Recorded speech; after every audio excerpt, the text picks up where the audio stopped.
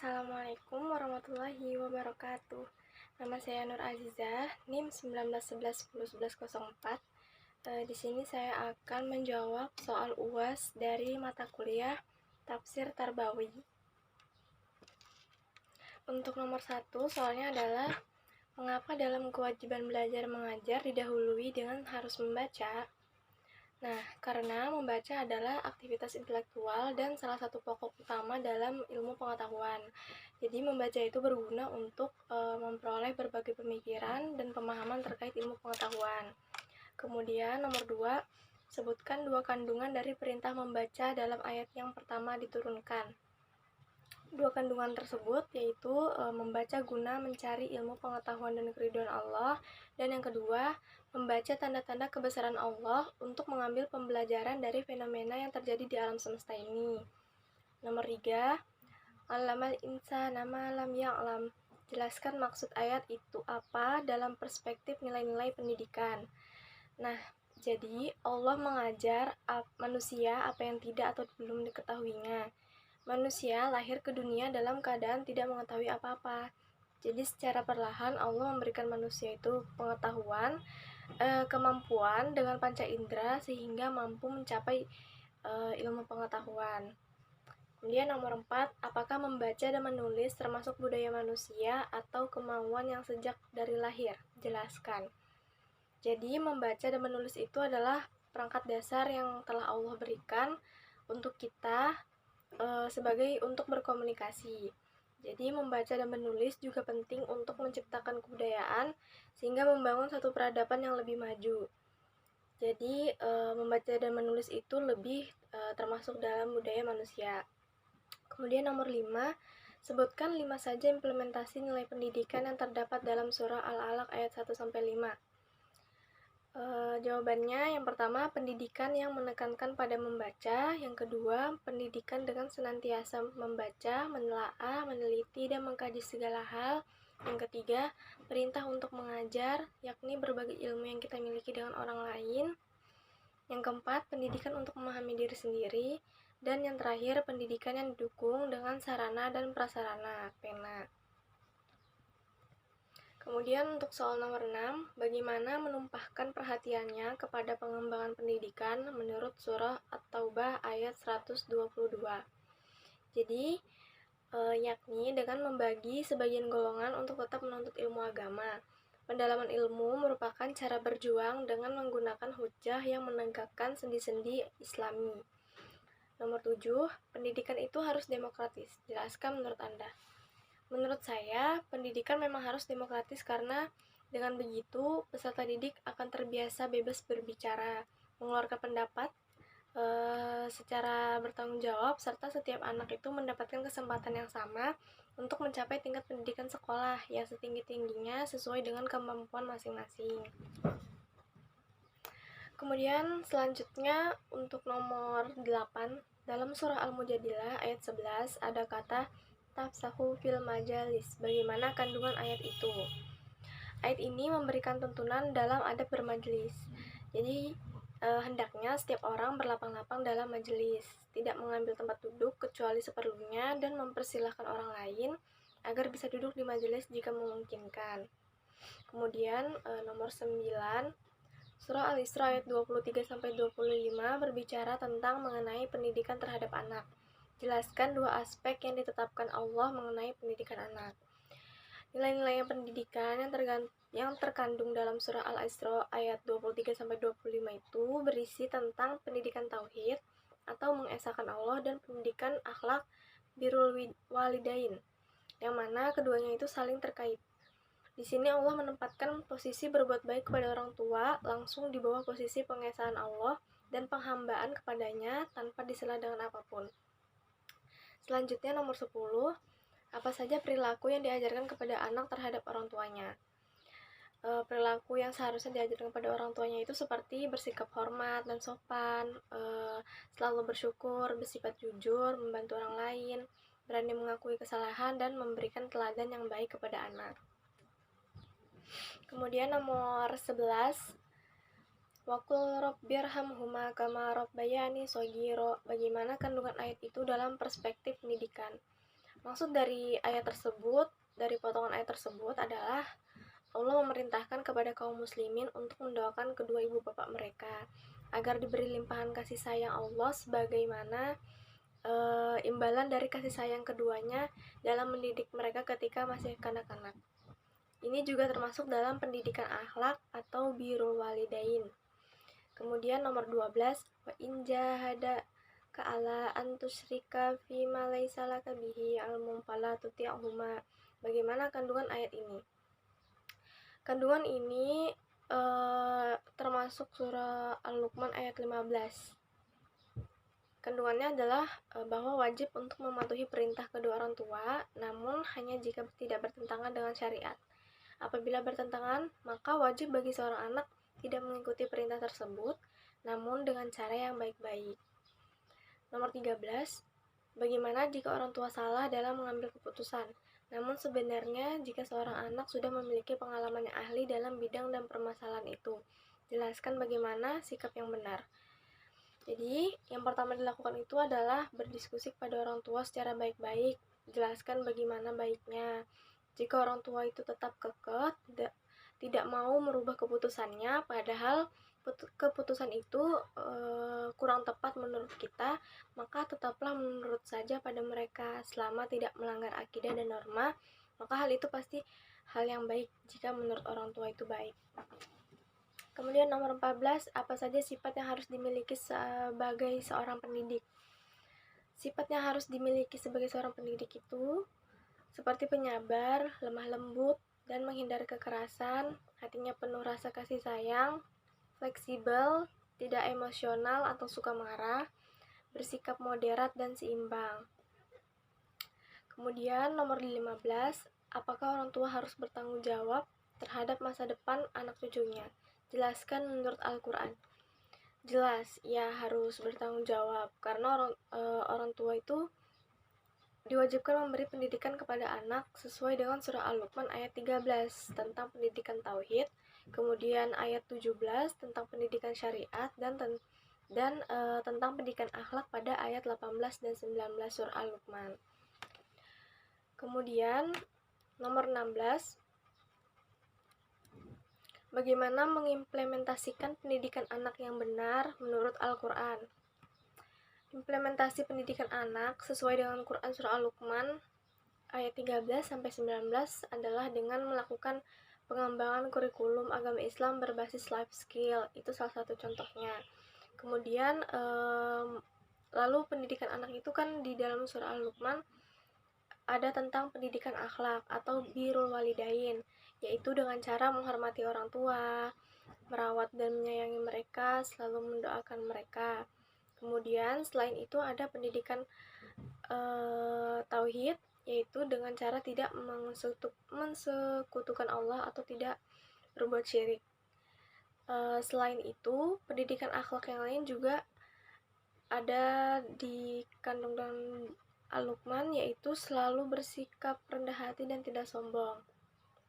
Dan yang terakhir, pendidikan syariat untuk selalu mendirikan sholat dan amar ma'ruf nahi mungkar, melakukan kebaikan dan mencegah kemungkaran atau mencegah keburukan. Kemudian nomor 17, yaitu apa saja tujuan pendidikan menurut surah Az-Zariyat ayat 56. Tujuannya adalah yang pertama, pembentukan akidah yang benar bagi manusia, berakidah terhadap Allah, baik zatnya, nama-namanya, sifat-sifatnya, maupun rukun-rukun imannya. Kemudian yang kedua, pengajaran ibadah yang benar.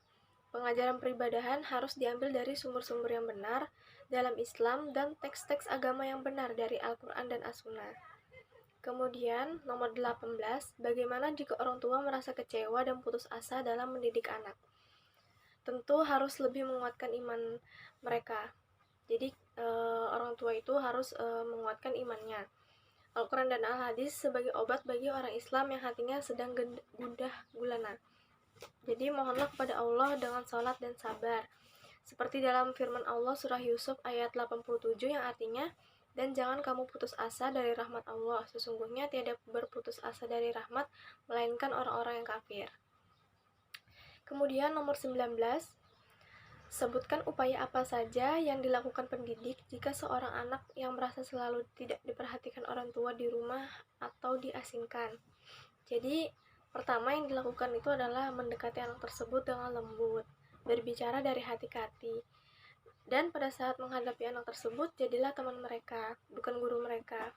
Karena yang mereka butuhkan adalah teman yang dapat mengerti dan membantu apa yang mereka rasakan. Kemudian bercerita tentang masalah yang dihadapi siswa secara tidak sadar akan membantu mereka dalam menghadapi masalahnya. Selain siswa, orang tua juga harus diberi pengertian tentang kondisi anak di sekolah. Kemudian nomor 20, menyelami dan memahami karakter murid sebagai salah satu bentuk apa saja dalam subjek pendidikan. Menyelami dan memahami karakter murid sebagai salah satu bentuk pendekatan kepada murid oleh pendidik atau subjek pendidikan. Kemudian yang kedua sebagai bentuk kewajiban dari subjek tersebut, yaitu pendidik atau guru, yang mana mempunyai tanggung jawab atas objeknya. Yang terakhir sebagai bentuk kerjasama antara subjek dan objek, yaitu antara murid dan seorang pendidik atau guru. Kemudian nomor 21, apa saja yang Anda ketahui mengenai materi pendidikan? Materi pendidikan adalah pengetahuan, keterampilan, dan sikap yang harus dikuasai peserta didik dalam rangka memenuhi standar kompetensi yang telah ditetapkan. Materi pendidikan menempati posisi yang sangat penting dari keseluruhan kurikulum yang harus dipersiapkan supaya pelaksanaan pembelajaran bisa mencapai sasaran. Sasaran tersebut harus sesuai dengan kompetensi inti dan kompetensi dasar yang harus dicapai oleh siswa. Ini mengisyaratkan bahwa materi yang ditentukan untuk kegiatan pembelajaran harusnya materi yang benar-benar menunjang tercapainya kompetensi inti, dan kompetensi dasar, dan tercapainya indikator kompetensi yang diharapkan. Kemudian nomor 22, bagaimana menentukan materi pendidikan yang profesional menurut Al-Quran? Menentukannya dengan dua cara, yaitu kajian keislaman dan sains sosial eksakta. Kajian keislaman secara umum dapat dikategorikan menjadi dua macam, yaitu ilmu-ilmu alat yang diperlukan dalam memahami Islam dan ilmu-ilmu sebagai prinsip dan pedoman dalam menjalani kehidupan. Kemudian yang kedua, sains sosial dan eksakta. Pembelajaran kedua bidang ini harus disinergikan dengan kajian keislaman dalam rangka mencapai tujuan utama pendidikan Islam. Maka itulah sebabnya perbincangan Al-Quran mengenai kedua bidang kajian itu tidak terpisah dari iman dan ketauhidan. Lanjut, nomor 23. Menurut Anda, mana yang lebih utama? Pendidikan akhlak dahulu atau pendidikan keimanan dulu? Jelaskan. Jadi menurut saya tidak ada yang didahulukan di antara keduanya, entah itu akhlak ataupun iman. Karena Allah lebih mengetahui apa yang tidak kita ketahui. Jadi diajarkan saja secara bersamaan dan semuanya itu kita kembalikan kepada ridho Allah Subhanahu wa taala. Mengenai hasil akhirnya itu adalah Allah yang menentukan lewat hidayahnya. Kemudian nomor 24, untuk memberikan materi keimanan kepada objek pendidikan mana yang didahulukan? Dalam pemberian materi keimanan yang diberikan kepada objek pendidikan tentunya adalah rukun iman, di mana beriman kepada Allah adalah yang pertama.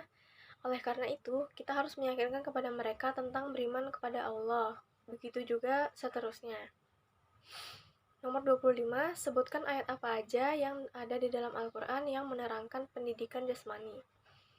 Ayat-ayat yang menerangkan tentang pendidikan jasmani yaitu terdapat dalam Quran Surah Al-Mu'minun ayat 14 dan Surah Al-Baqarah ayat 247. 26. Bagaimana dengan guru yang belum menguasai materi pendidikan suatu mata pelajaran? Karena bukan bidangnya, namun karena hal tersebut memang perintah dari sekolah, maka harus dilakukan. Jadi, karena itu perintah dari sekolah, maka guru tersebut menuruti saja untuk mengajar, tetap saja untuk melakukan mengajar itu. Juga sambil belajar supaya mengerti materi yang akan disampaikan kepada murid-murid. Nah, tentunya sekolah juga sambil berusaha mencari guru pengganti yang memang berkompeten di bidangnya. Jadi sambil menunggu guru pengganti itu ada, tidak apa-apa untuk mengajar sementara. Kemudian nomor 27, bagaimana pendidikan perasaan yang Anda ketahui? Pendidikan perasaan adalah suatu keadaan dalam kesadaran manusia karena pengaruh pengetahuannya dinilai sebagai keadaan positif dan negatif. Ruang lingkupnya adalah perasaan takut, perasaan marah, perasaan cemburu, perasaan cinta, perasaan dengki, perasaan gembira, dan perasaan sedih. Kemudian nomor 28, apa saja yang harus diimplementasikan dalam pendidikan perasaan menurut Al-Quran? Implementasinya yaitu saling mencintai, tentunya sesuai dengan Quran Surah Al-Imran ayat 31, yang artinya, jika kamu benar-benar mencintai Allah, ikutilah aku, niscaya Allah mengasihi dan mengampuni dosa-dosamu. Allah Maha Pengampun lagi Maha Penyayang. Kemudian nomor 29, jelaskan perbedaan akhlak, etika, dan moral.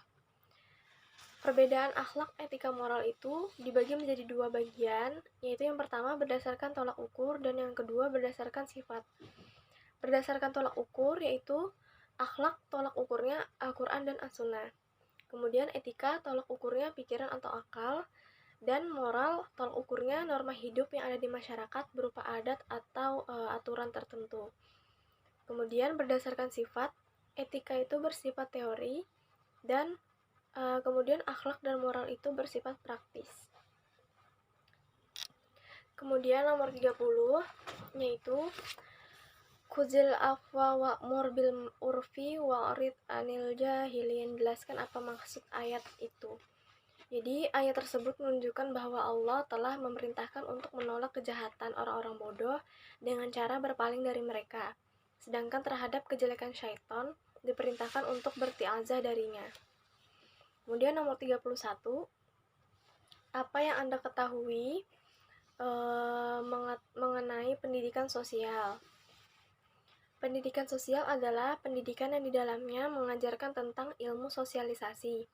Tujuan pendidikan sosial adalah membentuk manusia yang mengetahui dan menyadari tugas kewajibannya terhadap bermacam-macam golongan dalam masyarakat, dan membiasakan anak-anak berbuat mematuhi tugas kewajiban sebagai anggota masyarakat dan sebagai warga negara. Lanjut kemudian ke nomor 32. Bagaimana pola berpikir ketika sudah mendapatkan materi pendidikan sosial? Pola berpikir tentunya lebih ke sosial perikemanusiaan. Pada intinya, pola berpikirnya pasti saling mengingatkan dan jika ada yang salah ditegur dan selalu diingatkan. Saling berhubungan baik juga dengan tetangga dan selalu menanamkan sifat husnuzon kepada orang sekitar. Jadi lebih mempunyai pola berpikir mengenai sosialisasi yang baik. Kemudian nomor 33, sifat pelit atau sukar memberi terbentuk dalam secara lahir, bawaan, atau konsep pendidikannya. Jadi itu adalah konsep pendidikannya, bukan merupakan bawaan dari lahir. Karena yang menentukan adalah bagaimana cara kita mendidik anak tersebut, bagaimana membiasakan anak tersebut agar mudah bersedekah dan selalu berbagi. Kemudian nomor 34, tulislah satu ayat yang menerangkan perintah untuk menjadi sifat pemberi daripada menerima.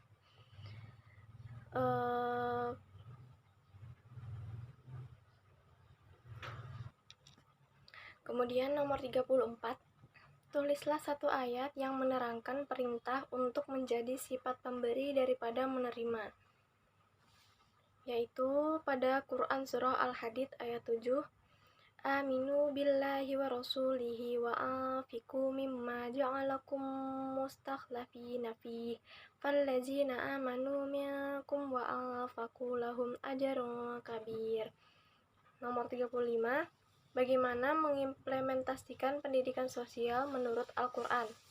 Jadi, implementasi pendidikan sosial dalam Al-Quran itu seperti bersedekah, infak, bagaimana kita bersikap baik kepada tetangga, bagaimana kita bersifat kepada masyarakat, berakhlak yang sopan kepada masyarakat. Itu semua sudah ada dan jelas di dalam Al-Quran. Mungkin itu saja yang dapat saya sampaikan untuk jawaban dari UAS Tafsir.